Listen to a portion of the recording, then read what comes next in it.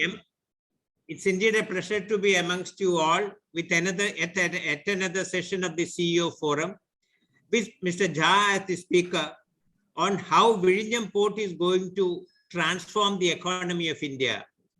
As the Chamber is having an India Forward talk series wherein dignitaries speak on their perspective of India Forward and mostly centers around economic growth. This topic, I think, would be in sync with our talk series too. And for the information of Mr. Jha, let me say that we had many dignitaries as our guests for the talk show. We had the last speaker was Mr. Montak Singh Ahluwalia. Before that, we had the former former Minister of Finance, Mr. Yashwant Sinha. We had Mr. Jairam Ramesh. We had Mr. S. Gurumurthy. And next it is going to be Mr. Surjit Bhalla, who was the advisor, economic advisor to the PM, and now he's the Executive Director of India in the IMF. So before we start the session, I will take you through the activities of the chamber since we met last.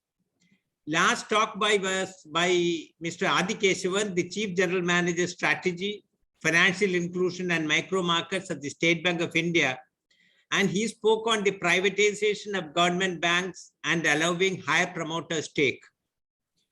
On Thursday, the 16th of December 21, as I was saying, Mr. Montak Singh Ahluwalia, the Indian economist and former Deputy Chairman, Planning Commission of India, he spoke on the India Forward talk series. We also had an online workshop on personal branding by Ms. Jessica Mundroina, life coach and senior consultant, Gateways Global LLP. Then last month, we had our 6th annual APJ Abdul Kalam Memorial Lecture on Saturday, wherein the celebrated Dr. Padma Bhushan, Dr. Madhav Gadgil addressed us. We are happy to state that Adani was a co-sponsor for this gala event.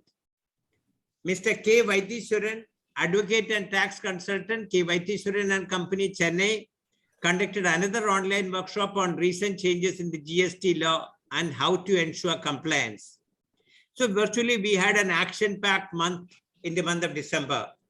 Coming forward, we have a session on 17th by the famous columnist and former economic advisor, as I was saying, Mr. Surjit Bhalla on the budget and India Forward.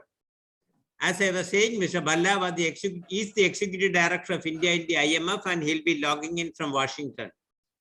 And coming to today's breakfast meeting, it was our honest endeavor to have a physical session this time, but the increasing cases of COVID constrained to have an online session this time too.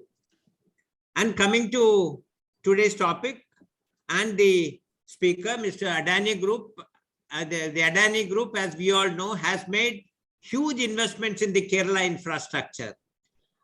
I don't know how many would know that the investment of Adani Group is will be more than around 15,000 crores in Kerala. Apart from the 7,500 and odd crores of Vizhinjam Port, about which Mr. Jha will speak, we also have investments coming up in Trivandrum Airport, which he bought for 168 crores from Airport Authority. And of course, the group will be investing more on this. IOC Adani Gas is investing 4,500 crores in the pipe natural gas. And Adani Group also has won a bid to build the NHA road from Adiyu to Vengalam for almost 1,800 plus crores. So Adani sees Kerala as an investment destination, and 15,000 crores coming into Kerala is not small money. Well, coming to Vizhinjam Port, I've been hearing about Vizhinjam Port since probably my childhood and how strategically it is located. We also have heard how we'll be able to snatch business from Colombo once it comes up, and how strategically this port, Vizhinjam, is located. And the world-class future-ready port is going to be the only transshipment hub in the Indian subcontinent, about which Mr. Jha will be talking about. And it's going to offer a lot of automation, quick turnaround, everything he'll speak. And we have to talk about the Vizhinjam Port and its prospects. We have none other than the CEO himself to talk to us.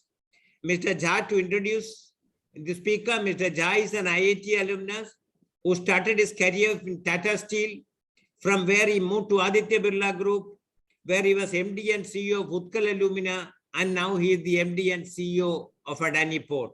So he has an experience spanning across various spectrums and across various top Indian companies.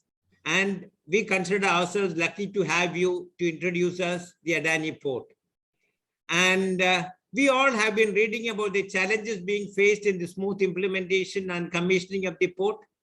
And that could be why they deputed a man of the stature of Mr. Jha as the CEO to head during these difficult times. As a port-based chamber, we are all eager to have your vision of Adani Port and how it is going to transform the economy of not only Kerala, but also India as well. And you have a lot of people who are interested in exports. There are a lot of people who are connected with the logistics in connection with the marine sector. So this is a good platform for you, Mr. Jha. The stage is all yours. Over to you. Thank you and welcome. Thank you, Mr. Hari Kumar, for such a nice introduction. And let me say my good morning to all the members, past presidents of Cochin Chamber of Commerce.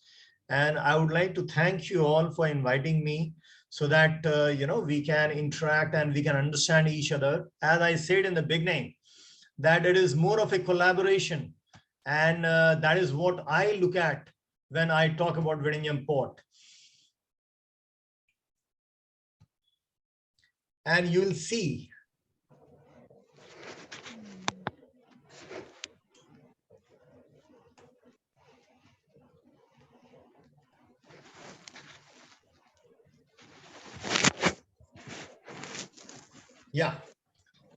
So, as Mr. Hari Kumar has said, it is a very challenging project. And let me tell you that all the infrastructure projects, be it a mega steel plant or be it a mega alumina plant, which I just was my previous assignment, all are because of the nature of the project, which is having a long gestation period. It is full of, ups and downs. In Vizhinjam, I can say that this is my first coastal project. Though I was in Odisha, but I was never working in the coast line of India. So coastal project has its own other unique challenges, which normally on the land-based projects you do not face. Like 2017, we faced Cyclone Oki, which was quite devastating.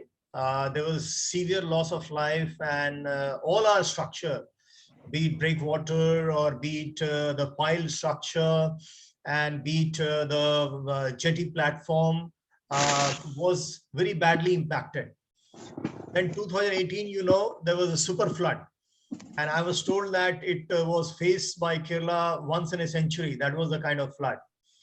2019, also there was a flood. And, once the flood happens, it is not that during those 4 days or 10 days you are impacted.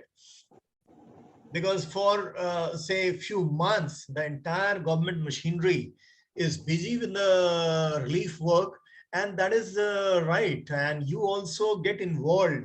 You also collaborate with the government, because saving people and, bringing relief to the people gets priority over all other things. And 2020, we had mother of all problems. We had pandemic and so all that. So the nature of long gestation project is something very different from a short, quick project. So with that background, let me come to the progress that we have made in Vizhinjam International Seaport construction so far, and why we are very sure that it has taken off. Because as of today, we can say that 75% of the project is completed. And by next year, remaining 25% project will be completed and we will be operational. So you will see in the form of some general information about the project and the pictorial information. And whenever you are here in this part of Kerala, it will be our privilege and honor to host you and take you to the port and show you the port. But till that time, I have brought the port for you to have a look. So the contents will be the Adani Group short introduction, which Mr. Hari Kumar so nicely explained. Then Vizhinjam port layout and location advantages. Then socio-economic benefit of Vizhinjam International Seaport. The key milestones achieved till date, and the status of present phase 1 development. Adani Group, as you know, it was founded in 1988. We are the largest port operator in India. We have already exceeded 250 million tons of cargo handling up to now. And the target is something like more than 300 million tons. At that level, we will be handling practically 25% of the total cargo being handled by our country. Largest integrated infrastructure conglomerate in India. We have the single location largest solar power plant, that is 750 megawatt at Kamuthi, Tamil Nadu. Earlier to this, it was in Topaz, US, that was 550 megawatt. Then we are the largest private thermal power producer in the country. And we are the largest edible oil brand in India, for which the IPO is open. So you all would be taking a look at investing. Coming to Vizhinjam Port is a major infrastructure project. And this is one of the few PPP projects that involves the central government, the state government, and the developer. So, and this is, as Hari Kumar said, that this is the largest private sector investment in the state. Adani Group formed a special purpose vehicle called Adani Vizhinjam Ports Private Limited for the development of this project. We signed the concession agreement on 17th August 2015. And though we had something like 270 days to start the construction, that is right up to May 2016. But we were very eager to start early so that we can complete early. So we started on 5th December 2015. And as Hari Kumar said that, and all of you know that it has been a dream project of Kerala. And I am told that for the last 75 years, this has been in the various stages of formation or conceptualization. And to my surprise, wherever I go, whether I go to a shop or go to a restaurant or anywhere, I see a lot of people taking interest, and they are very informed about the Vizhinjam project. And at one point of time when I just joined, I thought people have more information about Vizhinjam Port than me. So that is the level of interest that people have. The salient features of Vizhinjam Port is it is a very deep water port. That way it is very unique that it has 18 to 20 meter just at 1 kilometer, 1.5 kilometer from the coastline. And it can dock practically any size of vessel, 18,000 TEU or whatever is in the drawing board. It can go up to 24,000 TEU. There is no issue. The littoral draft is very low, and so maintenance dredging is very, very less. That will bring down the operating cost.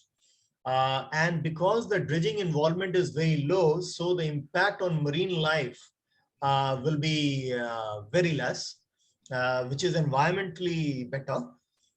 It is very close to the national highway, just 2 kilometers away.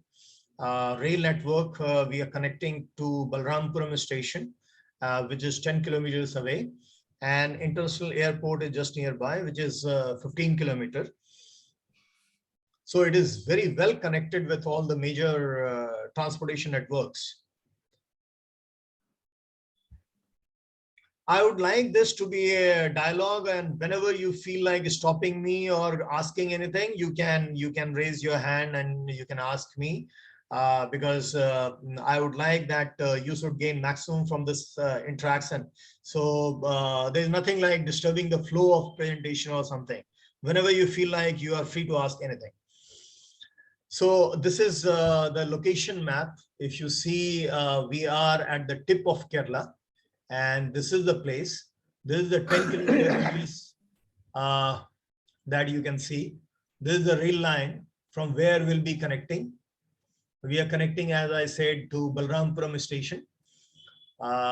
Earlier, it was planned that it should be connected with Neelam, but now it is connected here, Balrampuram. This is the Balrampuram station. This is the connectivity road, which is 2 kilometers with NH 66.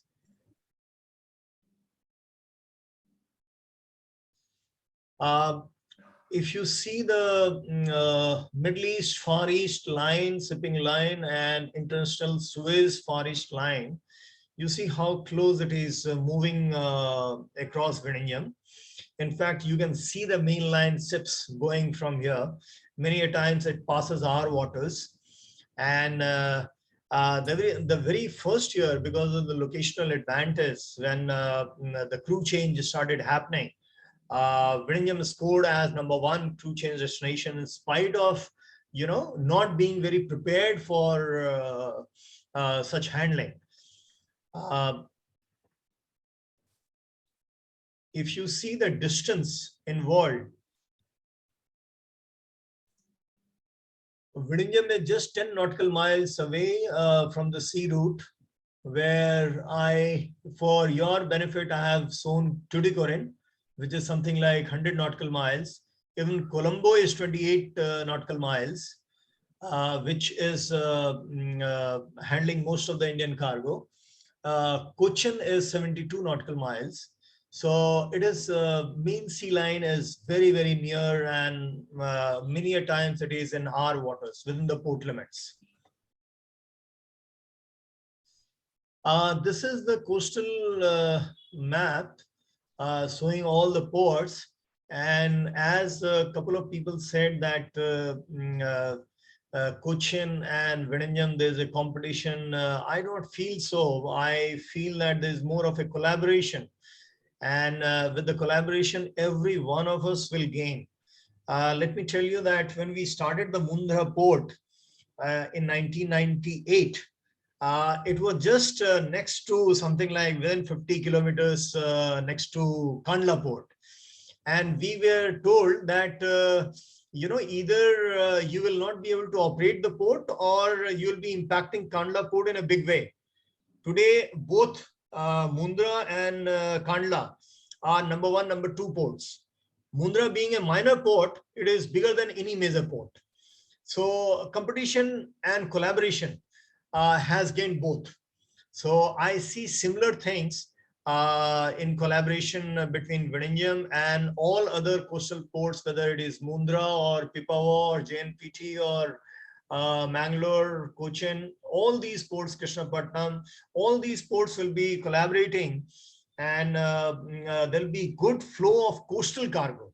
That is where the economy of the country will be strengthened, because I would say that whenever you have even 10 containers or just one container, just imagine that a person in South India has a manufacturing or export import, and he has one container to bring. When he comes to Vizhinjam, he can move it by road, he can move it by train, he can move it by coastal waterways. But in case he goes to Sri Lanka or Singapore or Salalah or Dubai, the only way is he has to wait for one full ship of, say, maybe 2,000, 4,000 TEU to get loaded, and then come by water. And then after coming by water and come to any of the coastal port, then he can choose either road, rail, or sea. So that is the unique advantage of Vizhinjam in terms of compressing the time and the cost. So, and in business, there is nothing more important than time and cost. These two elements are extremely important to leverage the competitiveness of the business.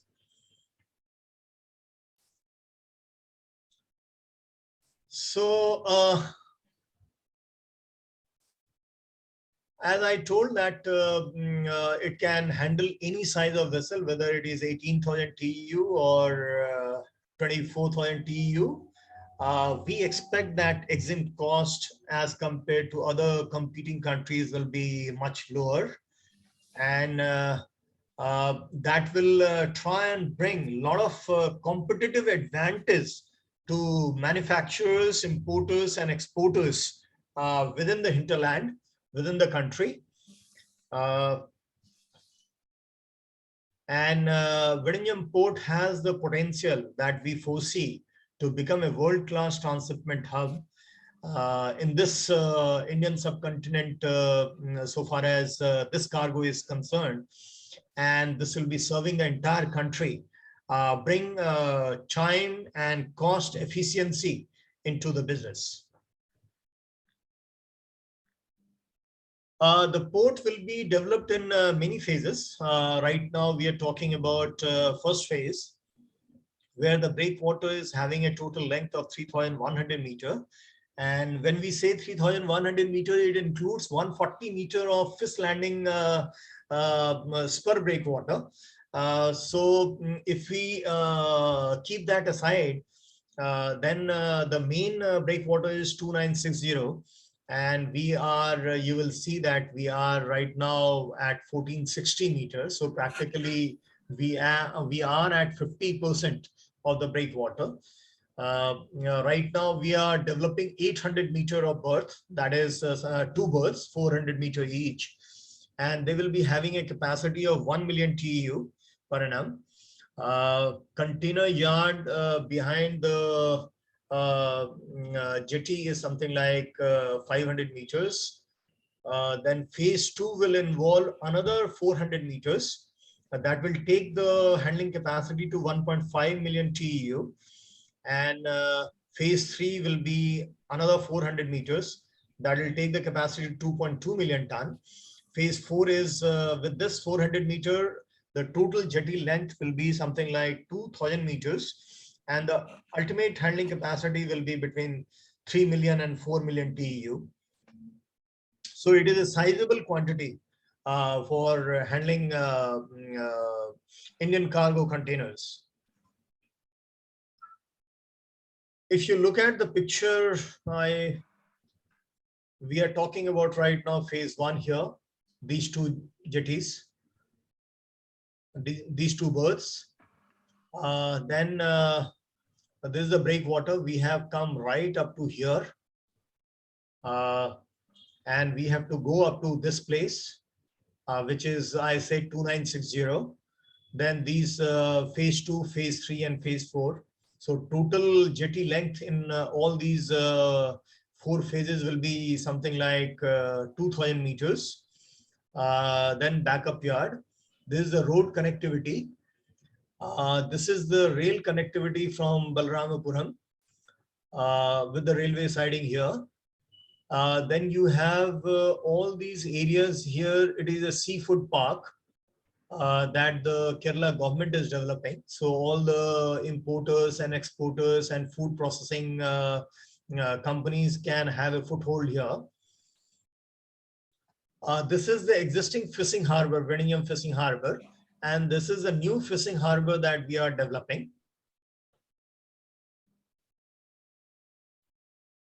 If you see the report of Deloitte, which was prepared in 2013, they have projected that the benefits, economic benefits, will be coming to something like 25,000 crore in 30 years. That time, the concession period was 30 years. That is what it was thought of initially. But later on, the concession period is 40 years. So this will be much more. And the economic IRR was projected as 12.93. The revenue sharing with the government of Kerala will start from 15th year. And during the concession period of 40 years, it will go to maximum of 21%. And finally, the revenue share will go up to 40%. Because in the concession agreement, there is 40 years plus 20 years if we do the expansion as per the concession agreement. and then another 20 years at the option of both the parties. So it is 40 plus 20 plus 20. And as per the feasibility report prepared by Ernst & Young, between 30th and 40th year of the concession agreement, they were looking at generating a revenue of 28,000 crore, of which 4,000 crore will be shared by state government as revenue share, and about 2,700 crore will be paid as income tax. So this is the financial projection that went into the conceptualization.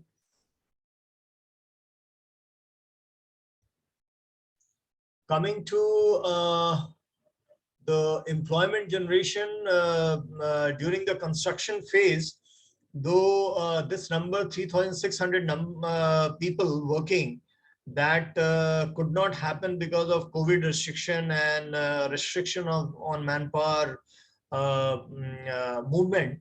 But sizable number is involved in the construction of the project. And out of that,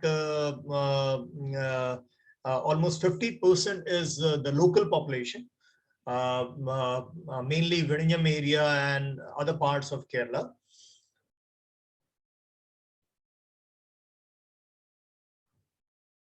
In fact, the VGF guideline that has been given, that makes the cargo handling very, very competitive.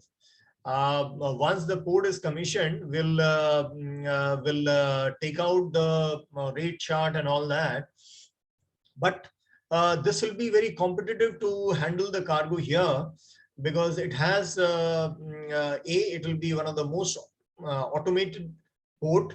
So the involvement of the efficiency and benefits of automation will reach the customer. And secondly, because of the funding pattern, though there's time overrun, and there'll be, because of the time overrun, there'll be some cost overrun also. But taking all that into consideration, still this project will be very competitively placed.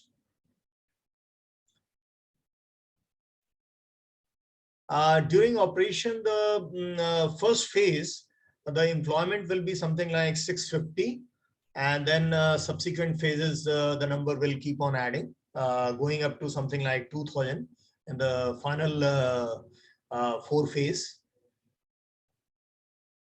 These are the key milestones achieved. As I told you that the concession agreement was signed on 17th August 2015.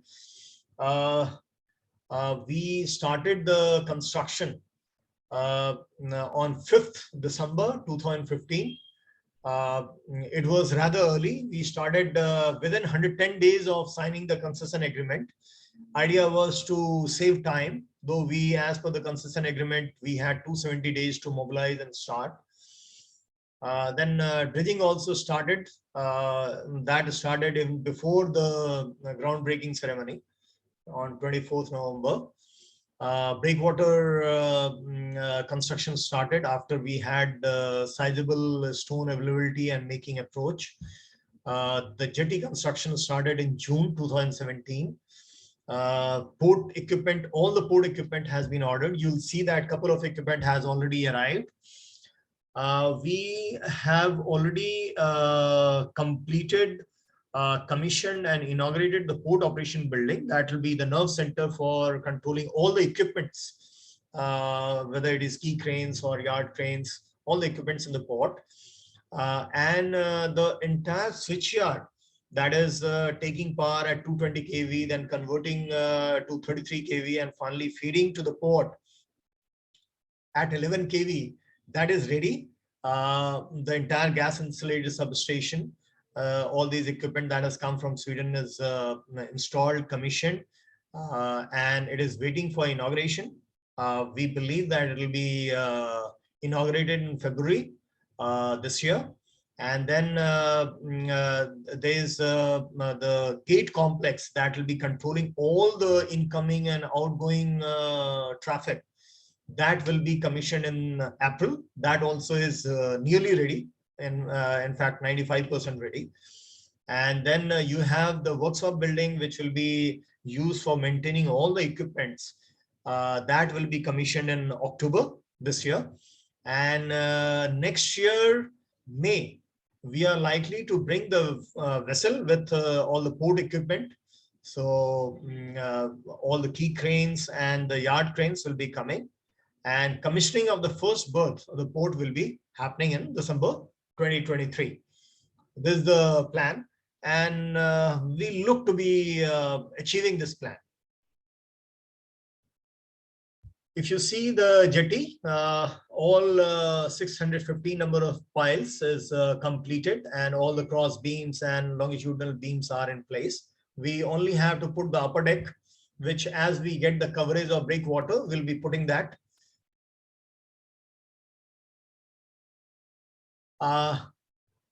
This is the port operation building. This is the workshop building. This is the jetty. This is the backup yard. And you can see all the jetty deck is casted here and kept, waiting for the coverage of the breakwater. We have already reclaimed something like 35 hectares out of 53 hectares. So 75% of that has happened. This is the gate complex. I was saying that this will be inaugurated sometime in April. This is the 33 kV substation. This is the port operation building. This is the workshop building. This also is nearly complete. We are putting a lot of equipment inside for doing the maintenance. This is the 220 kV by 33 kV gas insulated substation supplied by ABB. This is how it looks like. This one, just by the side of NH.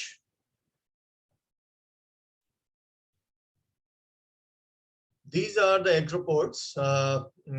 We estimate that there'll be something like 19,000. Out of that, we have already casted, say, now the number is 11,000. So it is waiting for the breakwater to come to that shape where we start placing. Already placement has started. This is the final layer after the armor. All 8 number of shore crane and 24 number of yard cranes has been ordered, and it is lying ready. We should be, as I have explained, that May 2023 will be bringing the ship with all these equipments. If you see the all 4 tugs, 3 numbers of 70 ton capacity and 1 number of 55 ton capacity, it was ordered on Kowa, Japan. And all 4 tugs has come from April 2019 to October 2019. And last tug came in September 2020. Since we did not have the parking place here, so this has been, we tried to park it in Cochin, but somehow we did not get the slot. So we have parked in Kadupalli Port, Hajira Port, Dhamra Port, and Mundra Port. And the moment we are in a position, we'll bring these tugs here. Then the breakwater, as I told you that it is at 1475 meter, and the total breakwater length will be 2950.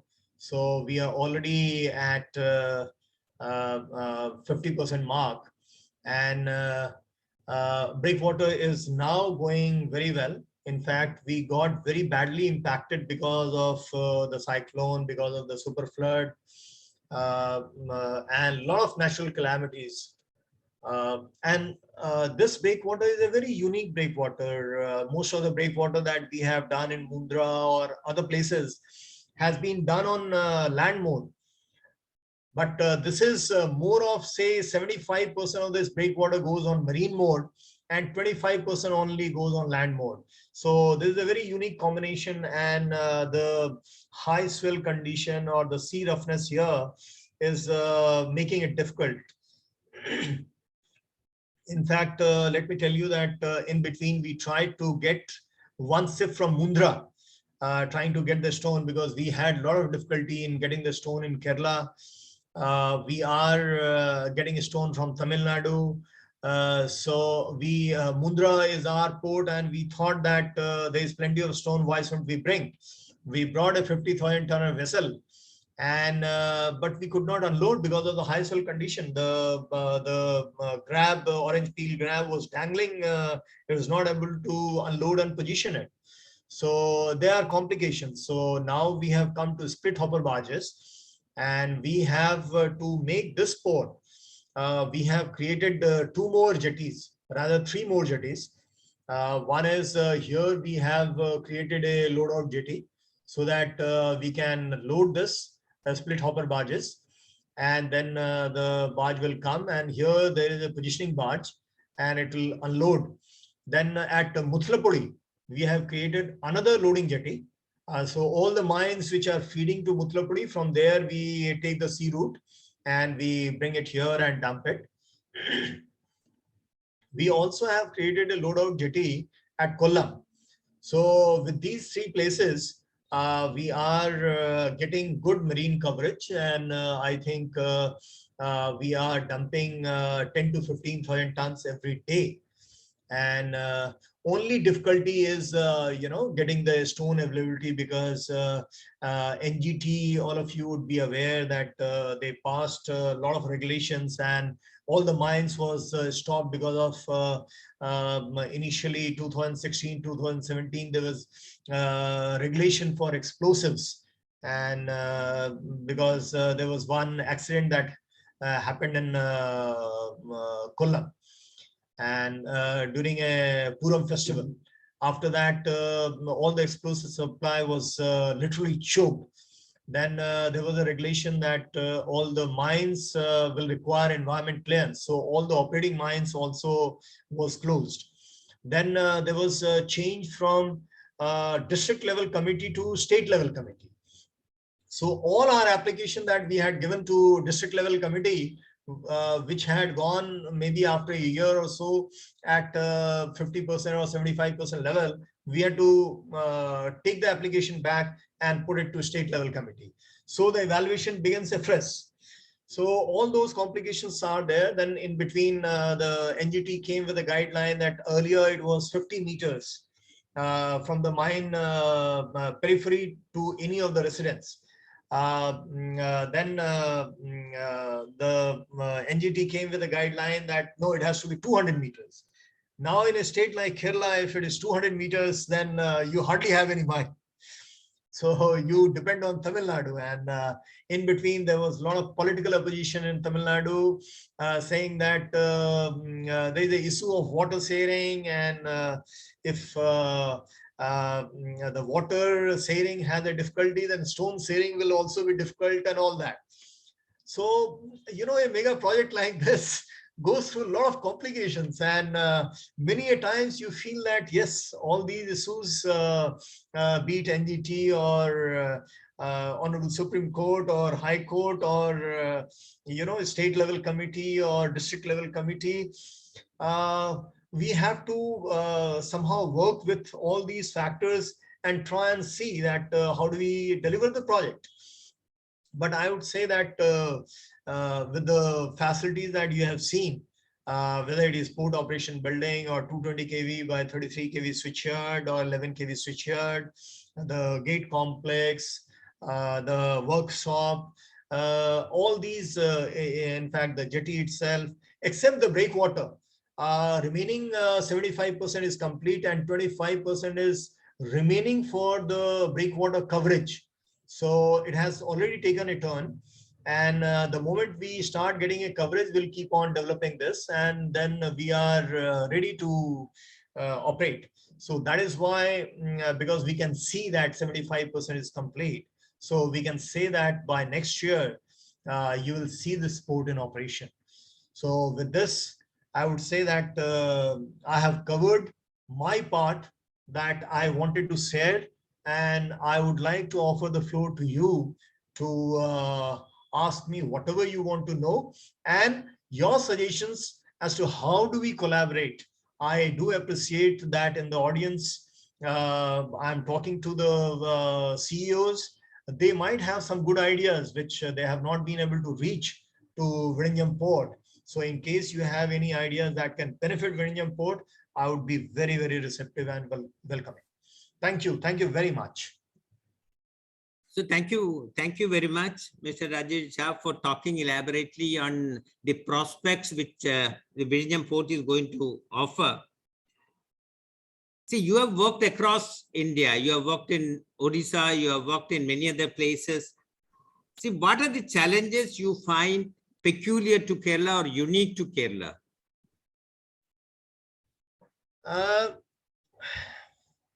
I think the challenges that is unique to Kerala is, let me give you an example.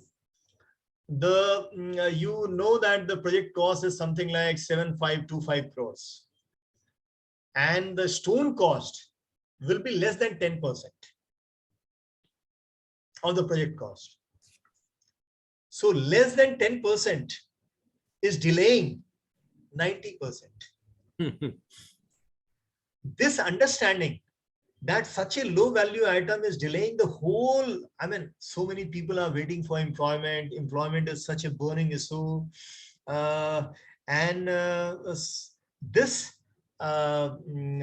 This issue is, this appreciation is where I feel that we can do much better. We can do much more. So I would say that the collaboration, and this is more or less true for practically all the state, and more so in Kerala, that different facets, be it government, be it the private body, and be it the developer, we have to collaborate. And I keep on giving this example that as a private developer, after spending something like 4,000 crores, today we have spent something like 4,500 crores. I was giving this example that in a coastal situation, you work for something like 200 days, because rainy season, you are not in a position to work, sea is very rough. So even if you take 10% of the project cost as interest, so 4,300 crore, so roughly 4,000 crore, you have interest of 400 crores. So, and if you work for 200 days, every single day by 5 p.m., I know that I have lost 2 crores today. That is, my realization about the cost of time, the value of time. But there are other stakeholders. They also have to realize as to how one day costs them. And this has to be collaborative realization. It cannot be in one corner and other corners, they do not feel the value of time. So that is where I feel that we need to do a lot of work together. So thank you. What you are saying is, if it's a loss to the port asset, it's going to be a loss to all potential partners. It's going to be a loss to the state. It's going to be a loss to everybody. So it is better everybody puts in together and then tries to start the port at the earliest, right? Yes. Okay, thank you. And now, by the way, has the stone availability issue been sorted out, or it's going to be a perennial issue? Because every day we are reading in the paper that Kerala government is trying to take it up strongly because the port is getting delayed, the progress is not to the committed levels and all that. I would say that by and large, the issue is solved in the sense that we applied for something like 20 mines. We have got 4. And yesterday only we have signed the mining lease deed for 4th mine. And with a lot of inputs from Tamil Nadu, we should be able to manage the situation. And we do expect that in coming 1 year, we should be getting more mines. So we are almost solving this issue. Okay, thank you. And I would also request the other participants also to put their questions in the chat box so that we'll be able to take it one by one. And in the meantime, I have one more question to you. See, anyway, this port is going to be, you said it is going to be the first transshipment port. Can you please explain that, what exactly you mean by that, and why other ports are not transshipment? See, it is simple. Most of the big big vessels, they would not like to deviate too much from the main supply. And as I have shown it to you, that Vizhinjam is just 10 nautical miles away. And then second is the draft. Most of the ports have something like 12, 15 meter draft. Vizhinjam will be having something like 20, 21 meter of draft. So any size of vessel, you can't think of, I'll not take this vessel, I'll take that vessel like that. So there's no limitation. And it is right at the tip, right in the proximity, you can see the main supply. So when you transship here, it is so convenient in terms of cost and time, because the ship does not have to deviate from the main sea line. So that is the advantage of Vizhinjam. But having said that, if the ship is, business happens at a cost. If you are willing to pay higher cost, fine, transshipment can happen at any port. But what is most naturally in a position to play that role, that is Vizhinjam. And all other ports, can collaborate with the coastal cargo. You also said that with Cochin Port, it is going to be more of a collaborative approach rather than a competitive approach. Yes. But the volume of business generated in Kerala as such is not large. So the target cargo, which market you are targeting? Basically, it is going to be the transshipment cargo at Sri Lanka, or there is going to be some overflow of cargo either from Tuticorin or from Cochin. So that way, is it also posing any threat to Cochin Port or even Tuticorin Port? I would say no. Cochin Port and Tuticorin Port, I do not think we are posing any threat. Rather, I see that the cargo at Cochin Port and Tuticorin Port both will go up. Not direct cargo, but coastal cargo. Because it will be more time and cost efficient to bring the main ship to Vizhinjam as compared to maybe Sri Lanka or Singapore, and then move it coastally to say Cochin or Tuticorin. That will be much more time efficient and cost efficient. So if it is more time efficient and cost efficient, business gains, and you try and put your resources in trying to drive that. So I would say the major input that will be coming in terms of cargo will be from Sri Lanka, from Singapore, from Salalah, from Dubai, and there is a lot of relay cargo. Like I told you that there is one Far East Middle East route, and there is one Far East Suez route, and a lot of cargo that gets picked up and in the vessel that is meant for Far East Middle East in the Far East Suez route. So they will come and dump the cargo at Vizhinjam, and when the vessel comes for Far East Middle East, that will pick up the cargo. So this is called a relay cargo. So all these cargo will basically make up the volume at Vizhinjam. So I do not see any competition between Vizhinjam and Cochin and Tuticorin. Rather, I see that Vizhinjam will gain, Cochin will gain, and Tuticorin will gain. And I have given you an example of Kandla and Mundra. Both have gained. So thank you, because Cochin Chamber is basically an island-based chamber wherein we have a lot of steamer agents, we have a lot of exporters, and we have a lot of other people who are related with the movement of cargo by sea as our members. So will it be offering any business opportunity, and if so, what, to the members of the chamber? See, you all are aware the business opportunity that a port offers. And I would say that Vizhinjam offers, it will offer similar or better opportunities. At the same time, I see that since you are in the main sea route, there is a lot of opportunity for, making for the world and exporting to the world. Along with the Vizhinjam port, by the side of NH, just 2 kilometers to 4 kilometers away from the port, you have 150 acres of land that has been given by the government for developing for logistics or coastal manufacturing. So you can do manufacturing, high-tech manufacturing, and supply to the whole world. You can do food processing and supply to the whole world. So all these possibilities are there.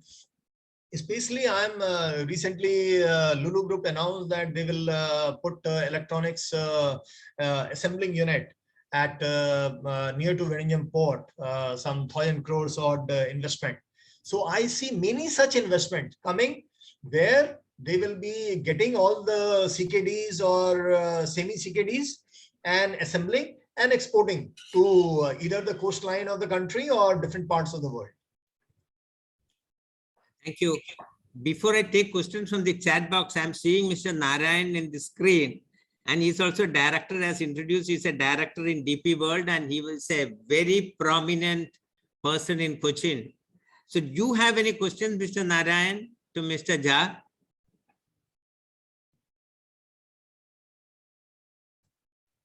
Kindly unmute.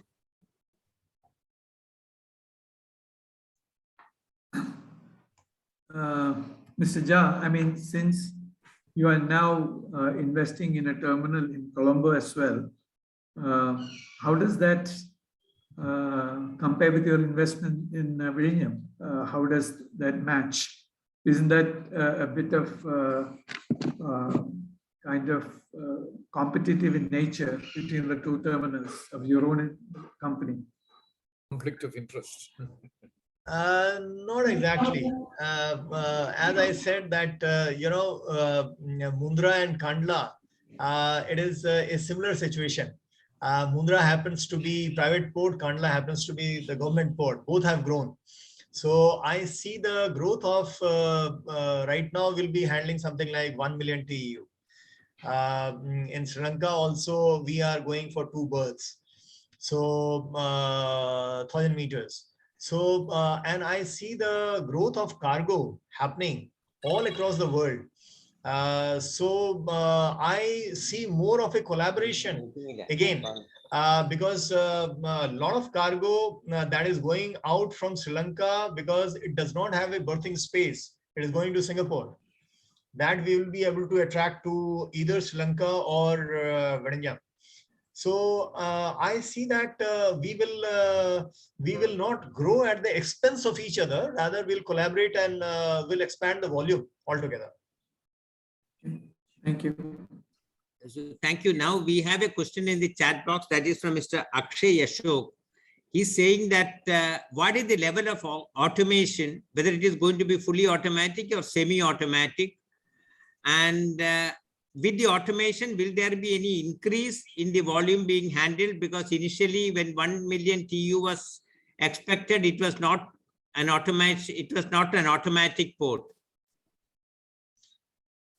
Yes, it will be a fully automatic port, and it will be the most automatic port anywhere in the country, and matching with the best in the world.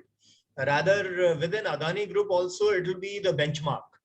That is answering on automation level. And cargo volume, yes, it might increase because of the efficiency gain. 1 million can become 1.2 or 1.1, but it is too early to say. Rather, once we start operating and within few years, because automation also is not something that you can stabilize in 1 month. So it will have a journey where we learn and we keep on improving and keep on optimizing. But there will be definitely some gain because of automation efficiency, which we cannot quantify at this moment. I think this question is answered. Now he has one more question, which basically asks about the role of the central government in the Vizhinjam port project. Because in the Maritime India Vision 2030, it is said Vizhinjam port will be taken on priority with Government of India support. And what are the supports and whether the port is getting those supports? Yeah, I would say that role of Government of India and Government of Kerala both is very important. And with their support only this port is happening. As you all know that this has been a dream for the last 75 years, and there were several attempts to do this port, and the developer could not continue. And we are standing, and but now this port is a reality. So you have seen the pictures, and it is practically complete. Where the government of India is supporting is, giving the NH connectivity, giving the grant of 817 crores, which is not a small amount. Where the government of Kerala is supporting is giving all these mines, providing all this approval, and then giving again another 817 crore. Out of that, 409 crore will be during the project stage, and 408 crore will be during the operation stage. Government of Kerala is also supporting us in resolving all the RR issues, all the land acquisition issues. So it is with the support of state government and central government, and any mega project of this nature requires the support of the government. Government has to take it on priority, and we are getting that support, I would say. See, thank you. See, Adani Group directly and through other tie-up with other companies, as we saw, is investing almost around 15,000 crores in Kerala. So in and around Vizhinjam also, does the group as on today have any plans to invest in industries or make other investment in and around Vizhinjam itself?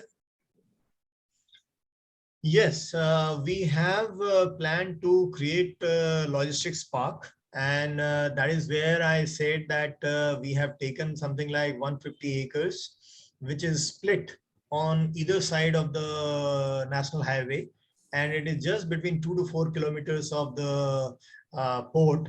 So it is a very good location. Logistics park will come. Maybe because Adani Wilmar, for which the IPO is open, is into food processing, edible oil, and so that will come. Then we are also into real estate, and so that play also will be there. And there will be a lot of manufacturing, which will be, getting the CKDs and here, and then supplying to various coastal locations. So maybe trying to move the air cargo to sea cargo. That also might happen. Thank you. That question was by Mr. Pramesh, and there is a question by Mr. Vivek Mohan. He is asking whether there are any major sea liners taking stakes in the mother port. Like he was reading somewhere that MSC is interested. Anything has been finalized? No, nothing has been finalized so far. Yes, there are a lot of people watching at Vizhinjam with a lot of interest, because earlier nobody was thinking that it will happen. But now, after seeing the construction taking final shape, people are believing that yes, it has arrived. So a lot of people are taking interest, a lot of business houses. And right now it is early. Maybe once we become operational, then we will discuss about kind of collaboration or sharing of the facilities. So thank you, Mr. Jha. Mr. Uday Nathu has a question. See, basically, I think he must have taken the cue from what you said, that you're going to harp on the coastal cargo. The question is, given acute shortage of small coastal cargo vessels, will it not affect the revenues in the near term? I believe I have seen business houses rising to the opportunity and challenge. So I believe that there is a lot of movement from the central government and private business proponents to get into the coastal cargo movement. And I believe that once they see a clear visibility, they will rise up to the challenge. Thank you. Mr. Rajesh has a question, whether you are planning any break bulk or liquid cargo berths as part of the projects. And he has one more question regarding the container handling capacity or capability. What will be the capacity in the first phase after automation? Okay, so first phase, I said that it will be 1 million TEU, which we discussed that it might go somewhat higher because of the efficiency gain due to automation. Second is for liquid cargo, yes, we have a plan for POL cargo berth. And for big bulk, yes, there is a multi-purpose berth planned that is 500 meters, but it is always clean cargo. It is not like handling coal or something like that. No. Clean cargo, there is a plan for 500 meter of berth. Thank you. Mr. Venu is a former president and he is a managing committee member. He has a question that Adani Group, as it is taking up mines which are going to be operated directly, have you considered areas like Koni in Pathanamthitta where there are a lot of potential mines as a prospective mining area? See, we have looked at 3 districts. One is Trivandrum, second is Kollam, and third is Pathanamthitta. And we have applied for, say, when I say 20 mines, part of the mines are in Trivandrum, part in Kollam, and part in Pathanamthitta. And let me tell you that there's no dearth of mines in Kerala. There's no dearth. And I see, in fact, I presented this to the government that all these mines, Kerala has an opportunity in the sense that all these mines are like outcrop. So if it is 25-meter outcrop and if you level it, and because it is full of stone, so there's no vegetation on that. So if you just level it, then you get something like 15, 20, 25 acres of land. The project gets stone. Government needs stone. So it is win-win for everyone. So yes, we have applied for mines in Pathanamthitta, and we had conducted public hearing also, that is cleared, and it is at the stage of SIAC and SIA for the final clearance. And we are doing mining in all 3 districts, that is Trivandrum, Kollam, and Pathanamthitta. And I see a big opportunity that we backfill the mine, and because there is not an underground mine, mostly it is outcrop. So we level it and give it back to the state as level developed land for doing either industry or doing housing project or whatever. Mr. Santosh Kumar has a question whether you can try concrete blocks in case stone is a problem. Yeah, we seriously looked at that. It is called Kason. And we had planned also, but that also has its own complications. And basically, there is a clause in the concession agreement where similar length of breakwaters should have been done at 2 other locations, and there is a certain length of life that we have to sow. In fact, that was becoming a challenge to sow in such a deep water. And there were other issues also involved there. But by and large, though we evaluated, but we have come to the final situation where the stone is getting available and we should be completing the project by next year. So we had a look, but and that is a workable solution, but there were some issues. Challenges are there anyway. Mr. Karta, he is also an executive committee member and he was the president of the Steamer Agents Association and all that. His is an apprehension, it's not a question. Basically, he's apprehending that because Colombo is already an established transshipment terminal, how much we'll be able to compete with them? This is a good question, and yes, this is in the mind of everyone, and we have to rise to the challenge, and we need to compete. If you see, everything is going for us, whether it is time or whether it is cost, that should be going for us, and the competition will play out. And let me tell you that we are not afraid of competition. Rather, we are excited that this competition will generate innovation and new possibilities for all of us. So we welcome this competition. Thank you. Anyway, competition is going to be inevitable and it's better we are prepared to face it. Yeah. And Mr. Pramesh has one more question as to when will you start the port estate construction and other port amenities in Vizhinjam? Yeah, that will be maybe within the first year of operation. We'll review that and then we'll fix the time plan. It is too early right now to talk of that. Okay, thank you. Mr. Vivek Mohan also has one question as to when will the connectivity to the national highway be completed? And is there any flyover being planned for smooth traffic? Two questions which are connected. Yes, we expect that construction to be completed by next year. And there is a role of Adani and there is a role of NHAI in that. Honorable Minister, Mr. Nitin Gadkari has also given certain direction and he has taken very keen interest. So we expect that to be connected by next year. And yes, there are 3 flyovers that will be coming as a part of this, because the cargo has to go into various directions. And we would not like to disturb the normal traffic. So there are 3 flyovers that has been planned. Thank you.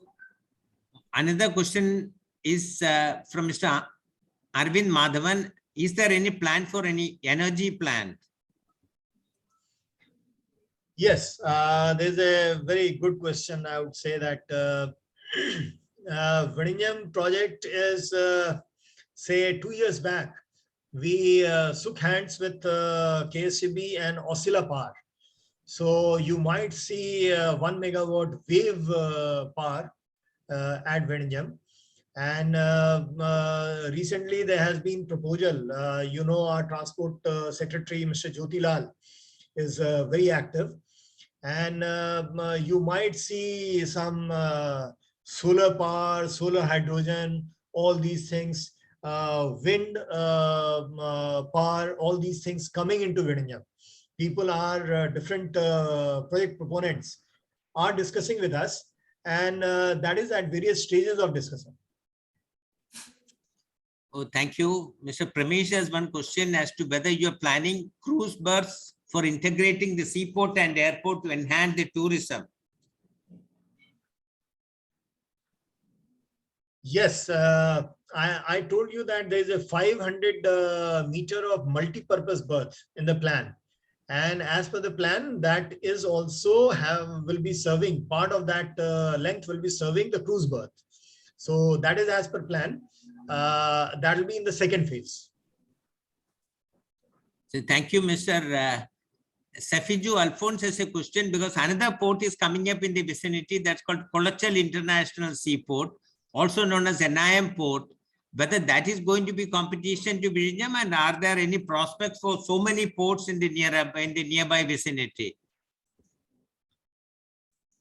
I do not know that Kolachal port, whether something construction or something has started. My information is till now nothing has started there. There has been a couple of statements, but otherwise nothing on the ground has happened. If somebody has more information, yes, I would like to be corrected. But Kolachal, I do not see in coming 5 or 10 years. That is what my understanding is. So I have that view on Kolachal.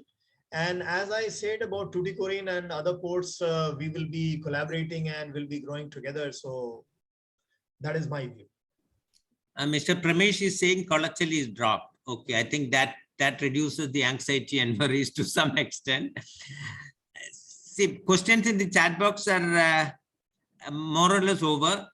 See, Mr. Jha, before we go into the next session of saying vote of thanks, Is there anything else you would like to inform us? Because basically, this is basically a, as I was saying, this is basically a island-based this thing wherein we have a lot of exporters, we have a lot of people who are connected with the logistics business as such.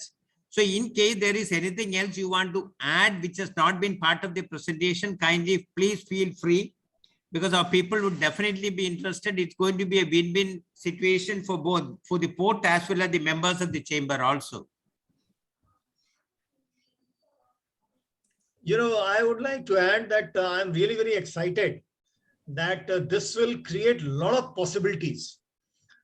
This facility, and I would request all of you to come and have a look, because seeing is believing.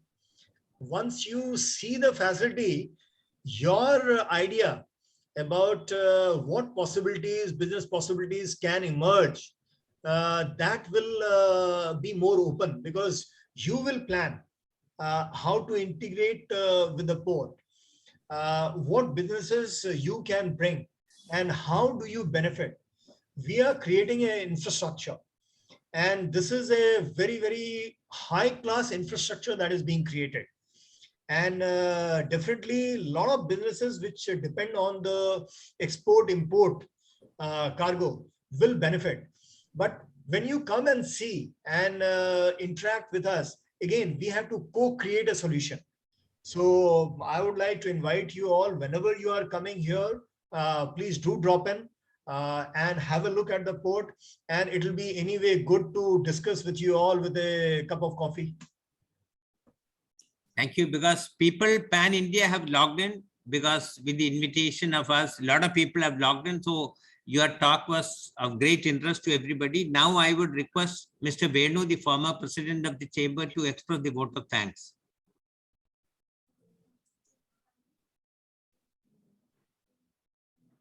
Good morning, everyone. Thank you, Mr. Rajesh, for the very insightful talk and providing the details of Vizhinjam port. And more than anything else, what impressed me is that your the answers to the questions were very precise and to the point.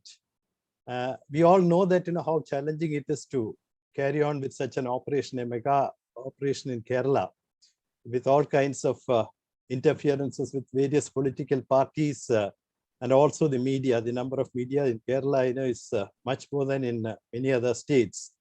We appreciate Adani Group for all the infrastructure developments they are carrying out in the state, especially the Vizhinjam port, as also the Trivandrum airport. And for your information, Mr. Rajesh, Cochin Chamber is one of the oldest chambers in the country. It was established in the year 1857. And we are also a founder member of Ashocham. The CEO forum meetings are very well received. It is a pride of the Cochin Chamber. And the very number of attendance today, and also the level of interaction, is proof of that. Actually, I don't have to say more about it. We are very particular about bringing very prominent speakers to talk about relevant topics. And it has been well appreciated the last 4 to 5 years. Hari, I have a suggestion. Let us accept the invitation of Mr. Rajesh, and if we can organize a trip jointly for all the managing committee members and also some of the industry leaders from Chamber, on behalf of Chamber, we can all together make a trip to Vizhinjam and see the facilities. It will be very interesting to see the developments happening there. We should take up the thing. Also, I would say, Mr. Rajesh, Chamber is always willing to associate with the Vizhinjam port, being the oldest chamber and getting a lot of prominence with the government of India and also Kerala government. We should be able to provide a lot of support, to business activities and developments in Kerala. We are always willing to do that also. And now, on behalf of Cochin Chamber of Commerce and Industry, I offer a big thank you to Rajesh, for sparing your time in the morning and sharing the presentation and also interacting with us. Thank you so much, Rajesh. We look forward to interacting with you more in future also. I also take this opportunity to thank our sponsors, Mahindra Properties and Resorts, They have been a great support to Cochin Chamber. And all the participants who participated today, I'm very happy that the number is going up to 65. So it is a good attendance today. Thank you all for coming in the morning and attending the session. And also let me thank Chamber Secretariat for organizing the meeting. It was a wonderful arrangement. Srijit and team, thank you so much. Thank you all. And that's all. And thank you. We wish the project all success. Thank you, Mr. Venugopal. Thank you, Mr. Harikumar, and all the members of CEO Forum. I'll leave you with a message that this port is for the customers. And I believe in getting the feedback, your views as to what we can create now, so that I can see the smile on the faces of Cochin Chamber of Commerce members, CEO Forum, that yes, we got the facility that we wanted. So that with that view, I invite you all to have a look at the facilities and let us co-create the kind of facility that we dream of. Thank you. And we will take the suggestion of Venu forward. We'll plan something out. Thank you. Thank you so Thank you much. and have a great day. Thank you. Thank Wishing you. you all the best to all of you. Thank Thank you, you. Rajesh. Have a good day. Thank you, Rajesh. Thank you, Thank Hari, you. and thank you, Venu. Thank you. Thank Thank you.